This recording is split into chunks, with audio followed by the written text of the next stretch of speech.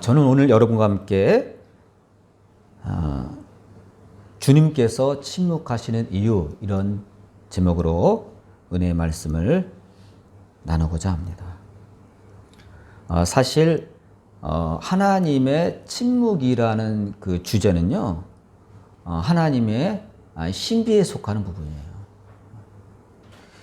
우리와 같이 유한한 인간이 하나님의 침묵을 이해한다는 것은요, 거의 불가능에 가깝습니다.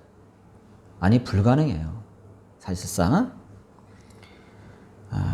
근데 그럼에도 불구하고 우리 기독교인이라면은요, 꼭 누구나 할 것 없이 개인이나 가정이나 교회나 할 것 없이 하나님의 침묵의 시간을 지내게 됩니다. 특히 이 하나님의 침묵의 시간은요, 초신자보다는 우리처럼 오래 믿은 신자들이 더 많이 겪어요. 그럴 수밖에 없죠. 여러분, 성경의 역사를 보면 하나님은 침묵을 통해서 우리의 신앙의 선진들을 당황시키셨습니다. 신앙의 조상이라는 아브라함을 비롯해서 그의 후손들, 이삭도 그런 시절이 있었고, 요셉도, 모세도, 욥도, 다윗도, 하박국 선지자 등등 수많은 우리 신앙의 선진들이 하나님의 침묵이라는 이 시간을 꼼짝없이 겪었습니다. 다행히 그들 가운데, 우리 신앙의 영웅들 가운데 몇몇 분이 하나님의 그 침묵의 시간을 지내면서 그 속마음을 성경에 기록을 했습니다. 덕분에 우리가 그것을, 그 기록한 것을 우리가 후세인 우리가 볼 수가 있는 것입니다. 욥은 이와 같이 기록을 했어요. 일부분만 소개합니다. 내가 앞으로 가도 그가 아니 계시고 뒤로 가도 보이지 아니한다. 그러면서 탄식했습니다. 그가 누구죠? 하나님이죠. 하나님의 부재 상태를 욥이 경험했을 때 탄식하며 기록한 부분입니다. 하박국 선지자도 이와 같이 기록을 했어요. 여호와여, 내가 부르짖어도 주께서 듣지 아니하시니 어느 때까지니까 하고 하박국 선지자도 탄식했습니다. 선지자는 좀 봐줘야 될 거 아니에요? 선지자는 우리보다도 하나님과 그 영적인 교류가 빈번하고 또 하나님의 음성을 들을 수 있는 그러한 특권이 있음에도 불구하고 하박국 선지자 역시 하나님의 침묵의 시간을 보내었습니다. 그 중에서 여러분, 다윗은 얼마나 많이 하나님의 침묵의 시간을 보내는지 모릅니다. 그는 시편에 73편의 시를 남겼습니다. 근데 그 중에 53편이 탄식을 하는 탄식시예요. 시편이 150편이거든요, 총. 근데 그 중에 3분의 1이 넘는 53편이 다윗의 탄식시로 이루어져 있습니다. 그러니까 이 시편을 보면요, 다윗이 탄식한 시가 막 이렇게 지리밭같이 묻어 있어요. 웬만하면 다 걸려요. 3분의 1이니까. 근데 다윗이 위대한 점은 탄식만 한 게 아니에요. 그래서 다윗은 참 매력 있는 사람이에요. 결점도 있었지만 결점을 능히 커버하고도 남을 정도로 다윗은 매력이 있습니다.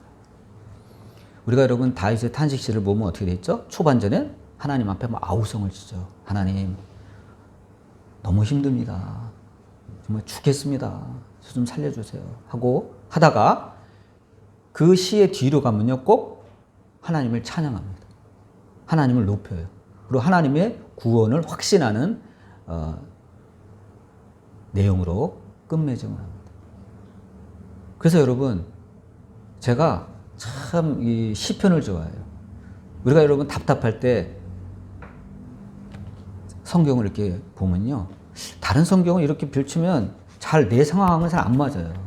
여러분, 예를 들어 여러분이 딱 폈는데 아가서야. 그게 맞아요? 내 상황이랑? 잘 안 맞아요. 딱 봐도 로마서야. 좀 로마서는 좀 딱딱하죠. 문체가 신학적이고 내 상황과 안 맞아요. 잘. 근데 여러분 시편은요 아무 데나 펴도 내 상황이랑 맞는 부분이 많아요. 왜죠? 시편에는요 하나님을 찬양하는 내용이 있고 하나님께 감사하는 내용이 있고 하나님께 아우성치는 호소하는 탄식하는 내용이 들어있고 그 다음에 하나님의 도우심 확신하는 내용이 들어있어요.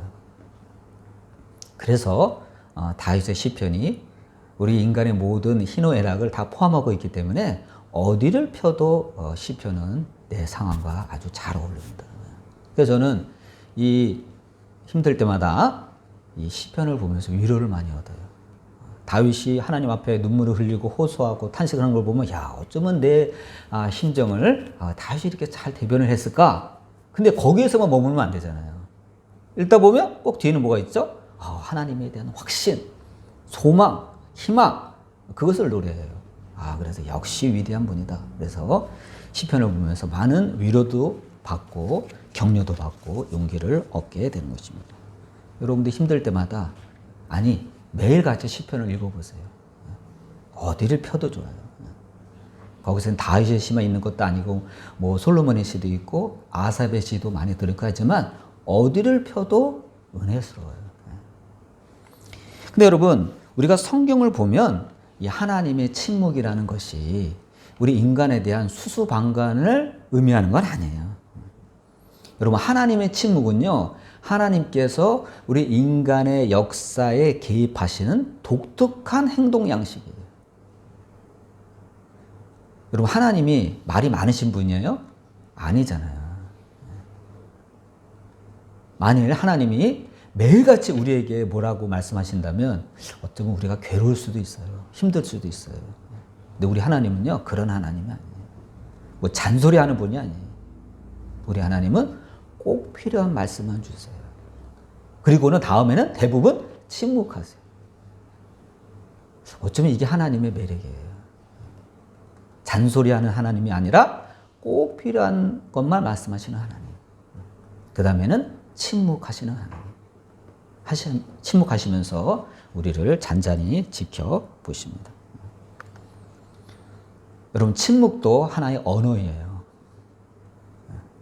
침묵도 하나님의 언어입니다. 여러분 침묵이 더 무서울 수 있어요.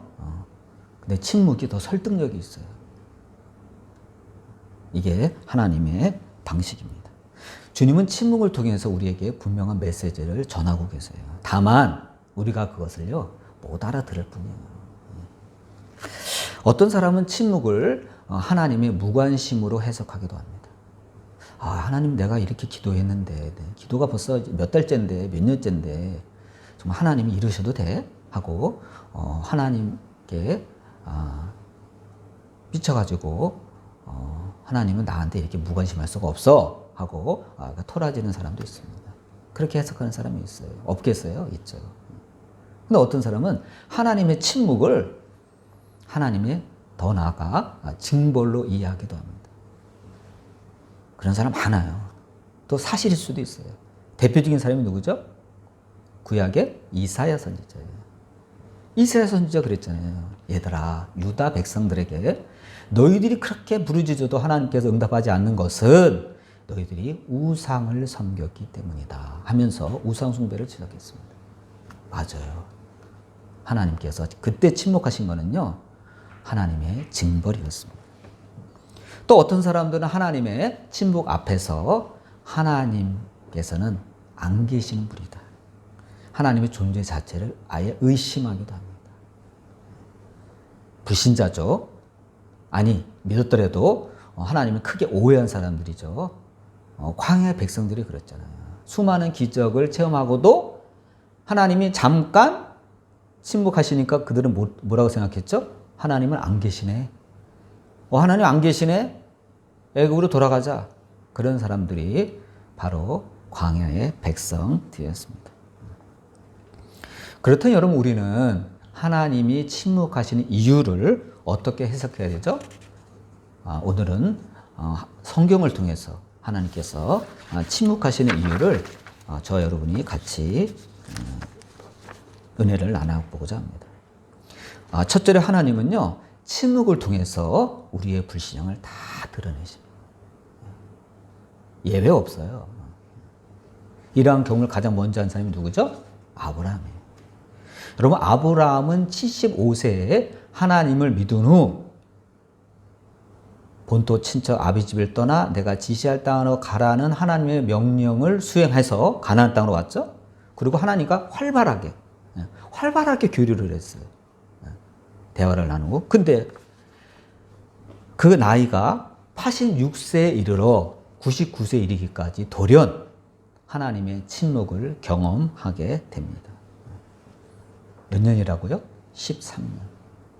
여러분, 우리가 같이 읽은 아까 그 성경 말씀 창세기 16장 16절 하갈이 아브라함에게 이스마엘을 낳았을 때에 아브라함이 86세였더라. 17장 아브라함이 99세 때에 여호와께서 아브라함에게 나타나서 그 사이가요, 공백이 13년이 숨어 있는 거예요.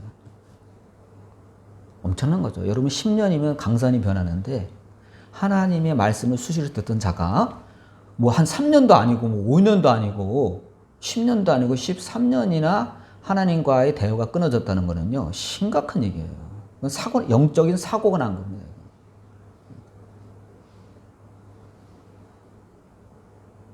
하나님이 돌연 사라지셨어요. 여러분, 얼마나 힘들겠어요. 저도 하나님의 음성을, 내적인 음성을 듣다가 못 들으면요, 답답해요. 이상하다. 왜 요새 하나님께서 말씀해 주시지 않지? 왜 감동이 없지? 답답할 때가 있어요. 근데 우리 여러분 13년간 하나님이 행적을 감추셨어요. 얼마나 답답하겠어요. 바로 아브라함이 그러한 시절을 겪었다는 겁니다.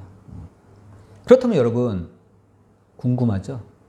하나님이 13년간 행적을 감추셨는데 그럼 13년간 그 긴 시간 동안 아브라함은 뭐 했죠? 아브라함은요, 그때 하갈을 통해서 아들을 낳았죠.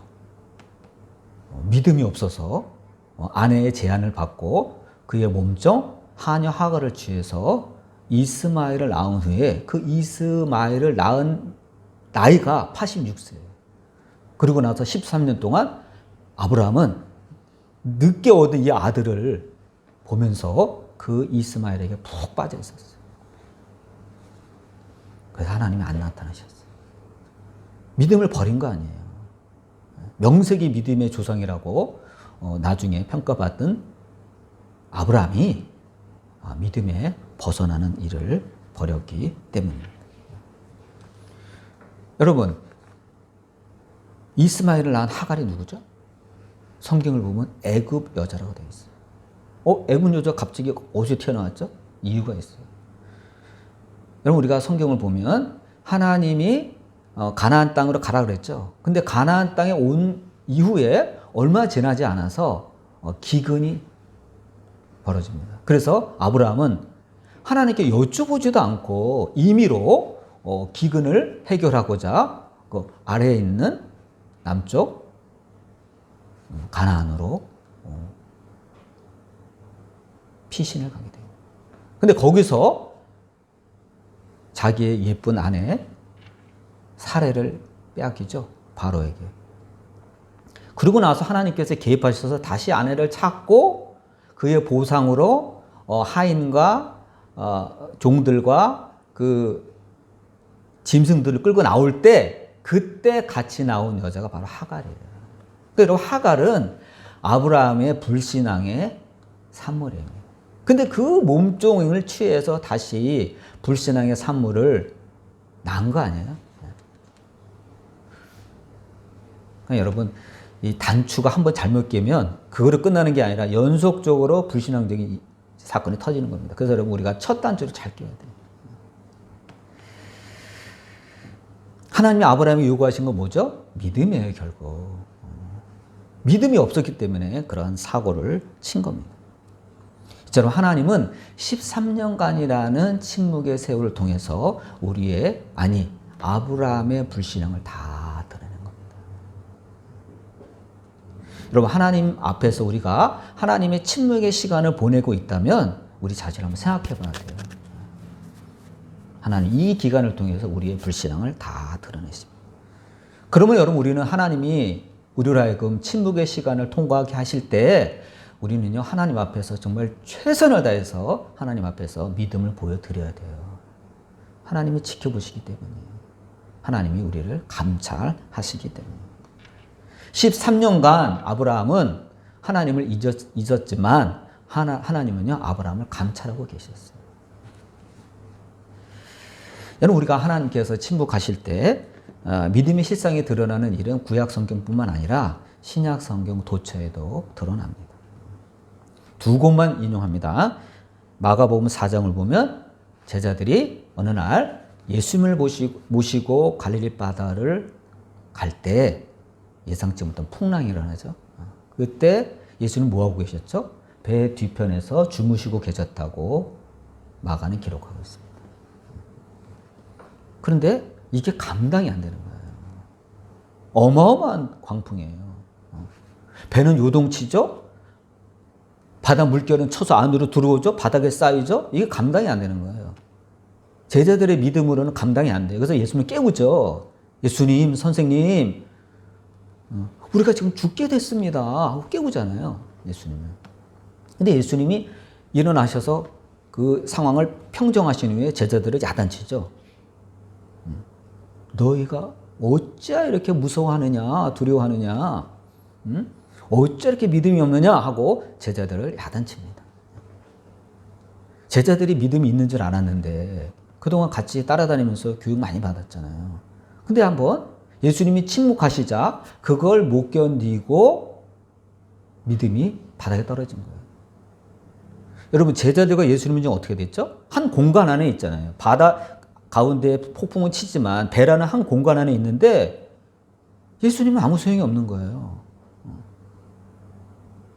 어떤 목사님이 이렇게 표현한 적도 있어요. 유명한 목사님인데 제자들이 믿음이 있었더라면 그 배가 나무 배가 아니라 종이 배였더라도 제자들은 예수님을 믿었어야 한다. 이렇게 표현한 목사님이 있어요. 믿음이 없었던 거예요. 선생님, 어째서 지금 주무시고 계십니까? 침묵하고 계십니까? 이러다 다 죽습니다. 그게 제자들의 뜻 아니에요? 신앙이 없었던 거예요. 예수님이 그거를 책망하셨어요. 예수님은 잠이라는 침묵이라는 것을 통해서 제자들의 불신앙을 다 드러내셨습니다. 또한 마태복음 15장을 보면 가나안 여인이 나오죠. 이 여인은 요즘으로 말하자면 이방인이죠. 페니키아, 지금의 레바논 지방에 살던 여인이에요. 레바논 여인이에요. 이방 여인이에요. 근데 그가 귀신 들을 딸을 고치고자 주님께 나오는 장면이 서술되어 있잖아요. 근데 참 희한해요. 이 여인이 나중에 예수님 앞에 칭찬받죠. 야, 내 믿음이 크도다 하고 칭찬받습니다. 근데 희한해요. 주님께 칭찬받는 사람들은 성경을 보면 대부분 본토 사람들은 칭찬을 못 받아요. 다 함량미달이야, 다 함량미달. 근데 야, 이거 봐라. 이스라엘의 이만한 믿음을 내가 못 받네 하고 주님께서 탐복하신 사람이 누구죠? 이태리 사람이에요. 로마 장교였던 백부장이었잖아요. 또 예수님께서 예를 드실 때 엘리야 시대에 3년 반이나 가뭄 들었을 때 하나님 앞에 인정받은 사람이 누구냐 했을 때 누구죠? 사렙다 가버였잖아요. 그 여인도 이방 여자예요. 또 예수님이 예로 드신 아람 나라 군대 장관 나아만 장군도 고침을 받았죠. 나병에서. 그분도 이방인이에요. 또 주님이 선하다고 일컬은 그 사람도 누구죠? 사마리아 사람이에요. 혼혈족이잖아요. 그럼 보면 본토 사람보다는 이방 사람들이 더 훌륭하다고 주님께서 칭찬을 하신 거예요. 여러분 성경의 위치로 보면요. 우리도 이방 사람이잖아요. 그렇죠? 여러분과 저도 한국 사람이니까 본토 사람 아니잖아요. 이스라엘 사람. 우리도 이방인이에요. 그러니까 우리도 하나님 앞에 얼마든지 칭찬받을 수 있습니다. 그러니까 우리가 소망이 있어야 돼요. 여러분 본토 사람이라고 다가 아니에요. 오로 하나님한테 예수님한테 혼났어요. 여러분 모태 신앙이라고 믿음 있는 거 아니잖아요. 여러분 기독교인은 태어나는 게 아니에요. 태어나면 뭐합니까? 믿음이 없는데. 기독교인은 만들어지는 거예요. 주님 앞에 칭찬도 받고 주님 앞에 때는 연단도 받고 교육도 받고 침묵의 시간을 통해서 그 믿음이 점차 온전해지고 발전하는 것입니다. 둘째로 하나님은 침묵의 과정을 통해서 우리에게 신앙적인 분발을 촉구하십니다. 여러분 13년 동안 그 침묵의 시간에 아브라함은 그 늦게 난 그 이스마엘을 보고 만족감에 살았지만 하나님은 아브라함을 계속해서 감찰하시고 추적하고 있었어요. 그래서 13년간의 침묵을 깨고 하나님께서 나타나셨습니다. 하나님께서 얼마나 겸손한지 알았죠? 아브라함이 하나님을 찾은 게 아니에요. 하나님이 아브라함을 찾은 거예요. 우리도 마찬가지죠. 우리가 하나님을 그렇게 잘 찾나요? 하나님을 잊어버리고 살을 때가 많잖아요. 하나님의 은혜로 하나님 꼭 우리에게 먼저 나타나십니다. 아브라함도 마찬가지예요. 아브라함에게 13년 만에 나타나셔서 주님이 뭐라고 하셨죠? 나는 전능한 하나님이라 너는 내 앞에서 행하여 완전하라 하셨습니다. 나는 전능한 하나님이라. 이 말씀 왜 했죠? 아브라함이 믿음이 없어 몸종 하가를 취해서 이스마엘을 낳은 것을 책망하는 것입니다. 너는 내가 죽은 자도 살리는 하나님이신 몰랐단 말이냐? 너는 내가 없는 것을 있는 것처럼 부르는 하나님 몰랐단 것이냐? 책망하는 거예요. 아브라함은 그 하나님의 그 침묵의 시간을 견디지 못하고 하가를 취해서 아들을 낳았잖아요. 아브라함이 75세에 하나님께 부르심을 받은 후 아브라함이 결정적으로 넘어진 게 뭐죠? 10년 후에 넘어진 거예요. 조금만 더 견디셨으면 되는데 85세에 넘어졌어요. 못 견뎠어요. 그러니까 여러분 신앙에 고비가 있습니다. 잘 견디더라도 고비가 있어요. 그 고비를 잘 견뎌야 돼요. 아브라함은 그걸 못 견뎠어요. 그래서 넘어졌어요. 두 번째, 너는 내 앞에서 행하여 완전하라. 이게 무슨 말이죠? 너는 이제부터 불신앙을 버리고 하나님을 온전히 신뢰하고 의지하라는 뜻이에요. 한마디로 하나님은 아브라함에게요, 신앙적인 분발을 촉구하신 거예요. 여러분, 가나안 여인을 제가 평상시에도 자주 이렇게 인용을 하는데, 여기서는요, 인용할 수밖에 없어요. 왜죠? 이 여인이 주님의 그 냉랭함과 쌀쌀함에도 불구하고 신앙적인 분발을 한 거예요. 여러분, 기죽어 있으면 안 돼요. 힘들다고. 분발을 해야 돼요, 분발을. 근데 이 여인은 그냥 주님께서 그냥 냉랭하게 대하시고 거부하시고 그럼에도 불구하고 이분은 가서 주님 앞에 믿음을 보인 거예요. 그러니까 주님이 여자여 내 믿음이 크도다 내 소원들을 되리라 하시니 그때 그의 딸이 병이 나았다고 성경에 기록이 되어 있습니다. 여러분, 이 가나안 여인은요, 하나님 앞에, 예수님 앞에 막 졸라대고 떼쓰고 그래서 응답받은 게 아니에요. 우리는 흔히 그렇게 오해를 하는데 아니에요. 여러분 분위기를 보세요. 지금 떼쓴다고 어떨 분위기예요? 주님이 지금 그 여자는 뒤에서 소리 고래고래 지르고 제자들은 주님 무슨 쳤단 여자가 있습니까? 좀 빨리 좀 내쫓으세요. 환영받지 못하는 그런 분위기예요. 근데 그때 떼쓴다고 될까요? 어림도 없죠. 주님이 뒤도 안 돌아보는데요. 그리고 너 같은 개한테 먹을 것을 갖다가 줄 수는 없다. 자네 먹을 떡을 너 같은 개한테 던질 수는 없다. 이렇게 모욕적인 언사를 하는 부분에서 어떻게 여러분 떼쓴다고 됩니까? 그게 아니잖아요. 이 여인은요, 주님 앞에 그러한 장애물에도 불구하고 주님 앞에 믿음을 보였기 때문에. 여러분, 하나님의 침묵은요, 우리가 흔히 알고 있는 것처럼 거부가 아니에요. 대부분 거부가 아니에요. 물론 우리가 얼토당토하는 것을 구하면 하나님은 거부하십니다. No 하고 거부하십니다. 왜? 그건 너무 얼토당토하기 때문에. 우리에게 어울리지 않기 때문에, 주님 뜻이 아니기 때문에 하나님이 거부하십니다. 그러나 대부분은요, 우리 주님은요, 마스크를 쓰고 계세요. 거부라는 마스크를 쓰고 계세요. 그게 거부가 아니에요. 우리가 못 알아듣기 때문에. 이날도 예수님이 평상시답지 않게 쌀쌀맞게 대한 거는요, 주님의 의도가 있던 거예요.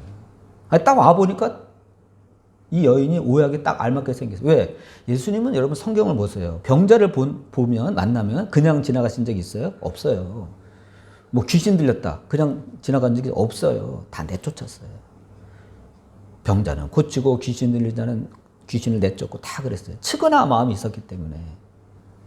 아픈 사람을 동정하고 불쌍히 여기고 사랑하는 마음이 있었기 때문에 예수님은 가는 곳마다 다 고치고 내쫓고 그랬어요. 근데 와보니까 이건 또 딴판이라 소문하고 지금의 예수님하고 안 맞아요, 지금.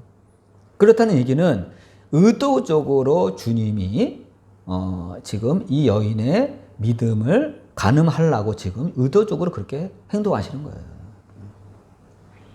이 여인은 그거를 결과적으로 잘 간파한 거죠. 거부가 아니다. 끝까지 주님 앞에 믿음을 보였기 때문에 이 여인은 응답 받은 것입니다. 어느 회사에서요, 사원을 모집하는데 내일 면접 시험을 치르겠다고 내일 9시까지 오라 그랬대요. 그래서 수험생들이 왔습니다, 다음날.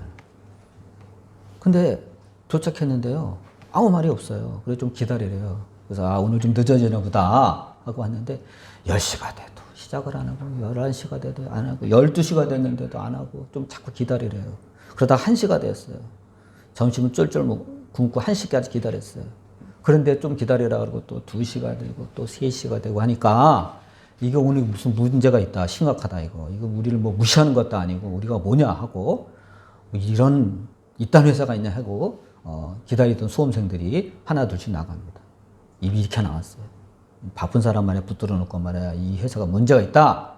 그래서 어떤 사람은 막 욕을 하고 나가고, 어떤 사람은 문을 발로 차고 나가고, 어떤 사람들은 막 그냥 중얼중얼하면서 불만을 터뜨리며 나가고 그랬습니다.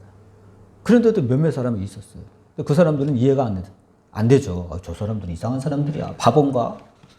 우리를 지금 이렇게 농락을 하는데 말이야. 간다 말이야. 그런데 시간이 또 흘러서 4시가 돼, 4시. 근데 그때 4시가 딱 되니까 면접관이라는 사람이 나타났대요. 여러분 오늘 많이 가셨네요. 오늘 하여튼 여러분 면접 시험 치르냐고 수고하셨습니다. 면접 시험 치른 적이 없는데요? 아닙니다. 지금까지 한 게 면접 시험입니다. 그게 면접 시험이에요. 지금까지 기다리신 분은 다 오늘 면접 시험에 통과하셨으므로 오늘 전부 합격하셨습니다. 내일부터 출근하시기 바랍니다. 그랬대요. 이게 한 가지 예화지만 시사하는 바가 여러분 크다고 봅니다. 그 사람들은 그 침묵의 시간, 그 인내의 시간을요, 묵묵히 잘 버틴 것입니다. 여러분, 주님께서 침묵하실 때 인내가 있어야 됩니다. 인내가 있어요. 믿음은 곧 인내예요. 분발하세요. 꼭 응답받는 여러분이 되시기를 바랍니다. 셋째로, 하나님의 침묵은요, 축복이 다가오는 신호예요. 이거 제가 지어낸 거 아니에요. 성경에 다 들어있어요. 하나님의 침묵은요, 축복이 다가오는 신호예요. 하나님의 침묵은 우리 신앙생활 가운데 누구나 다 겪게 되어 있습니다. 근데 이것은 나이랑 상관없어요. 근데 우리 하나님은요, 나이 먹었다고 봐주시는 거 없더라고요. 우리 사회에서는 나이 먹은 사람 좀 봐주고 이렇게 배려하는 게 있는데, 우리 하나님은요, 나이 먹었다고 봐주는 게 없어요. 왜죠? 여러분, 우리 유한한 인간이 하나님의 영원하신 분의 그 세월에 비한다면, 우리 인간이 뭐 100살을 먹고 200살이 먹고 300살 먹어도 뭐 하나님 앞에서 그러니까 노인 행세 할 수 있겠어요? 애죠 뭐 하나님 앞에서는. 여러분 모세를 하나님이 80세 부르셨잖아요.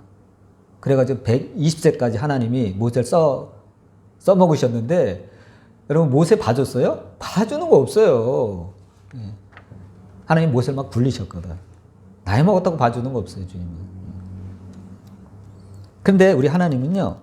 이 침묵의 시간을 우리가 잘 견디면 꼭 문제가 해결되는 복을 주세요. 그러므로 여러분 우리는 하나님의 침묵의 시간이 길어진다고 불평하면 안 됩니다. 낙심하면 안 됩니다. 하나님과 멀어져서도 안 됩니다.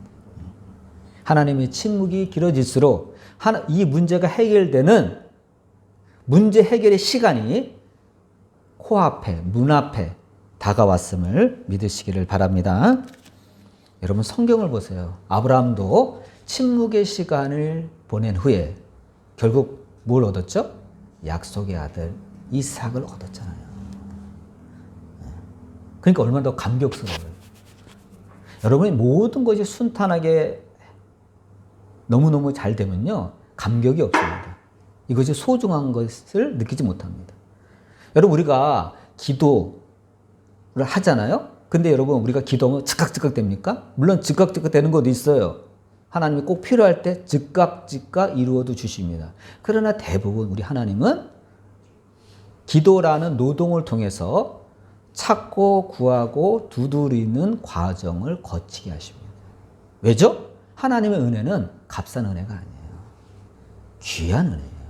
그래서 하나님은 꼭 찾고 구하고 두드리는 과정을 거치게 하시는 거예요.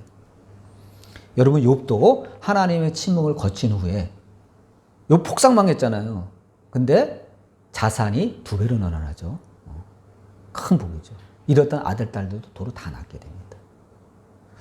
욥은요 수명도 2배를 살았어요. 대단하죠. 우리 하나님은 그런 하나님이에요. 우리 하나님은 화끈하세요. 왜? 너무 망했잖아요. 너무 망했기 때문에 모든 걸 다 2배. 다 2배로. 야, 정말 끝내주는 하나님. 다윗도 사울 왕한테 매일 쫓겨다니면서 울면서 그냥 매일 하나님이 어째 나를 번신할까? 라는 침묵의 기간을 보낸 후에 양치기 소년이 이스라엘 통일 왕국의 왕이 되는 영광을 차지했습니다. 요셉도 마찬가지죠. 그 하나님의 그 침묵의 시간을 버티니까 애굽의 총리가 됐잖아요. 우리 하나님은 이렇게 상 주시는 하나님이심을 믿으시기를 바랍니다. 한결같이 하나님의 침묵을 겪고 나서 복을 받은 것입니다. 그래서 여러분 하나님의 침묵이 길어진다고 해서 절대로 낙심하면 안 돼요. 하나님 우리에게 더 좋은 거를 주시려는 거예요. 우리에게 알맞는 맞춤식으로 더 좋은 거를 주시려는 하나님의 뜻을 믿으시기를 바랍니다. 그러므로 여러분 우리는 하나님 앞에 늘 나아가야 됩니다. 늘 믿음으로 나아가야 돼요. 그래서 내 믿음이 크도다. 내 소원대로 되리라 하는 하나님의 판정을 받는 저와 여러분 되시기를 주님의 이름으로 축원을 드립니다. 기도하시겠습니다.